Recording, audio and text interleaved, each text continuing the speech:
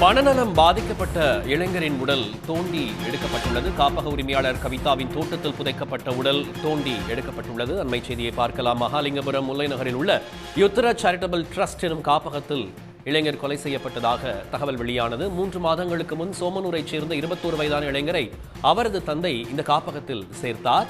மே 15 காப்பகத்திலிருந்து ஆழியாறு சுற்றுலா சென்றபோது இளைஞரை காணவில்லை என தந்தைக்கு தகவல் தெரிவிக்கப்பட்டது. மே 16 இளைஞரின் தந்தை தனது மகனை காணவில்லை என ஆழியார் காவல் நிலையத்தில் புகார் அளித்தார். சபீனா, செய்தியாளர் நம்மோடு இணைகிறார். விவரங்கள் என்ன சபீனா?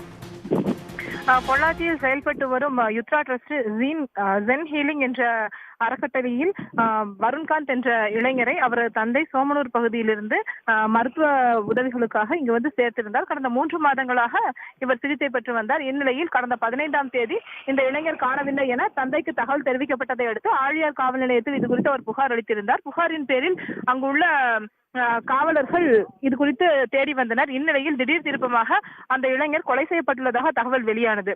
தொடர்ந்து போலீசார் நடத்திய தேடுதல் வேட்டையில் நிர்வாக குழு உறுப்பினர் கிரிராம், உதவியாளர் பணியாள் ரங்கநாயகி உள்ளிட்ட ரித்தீஷ் ஆகிய 3வரும் கைது செய்யப்பட்டுள்ளனர். இதனைத் தொடர்ந்து சம்பவம் நடைபெற்ற இடத்திற்கு 3வரையும் அழைத்து வந்து மேற்கொள்ளப்பட்ட விசாரணையில் இளைஞர் புதைக்கப்பட்டுள்ளதாக தகவல் வெளியானது. தற்போது அவருடைய உடல் குழியிலிருந்து எடுக்கப்பட்டு அழுகிய நிலையில் காணப்பட்டுள்ளது. மேலும் இங்கேயே உடற்கூராய்வு செய்து உறவினர்களிடம் ஒப்படைக்க முடிவு செய்யப்பட்டுள்ளதாக தகவல்கள் வெளியாகியுள்ளன. சபீனா, விவரங்களுக்கு நன்றி. உடனுக்குடன் செய்திகளை தெரிந்து கொள்ள சன் நியூஸ் பெல் ஐகானை கிளிக் பண்ணுங்க.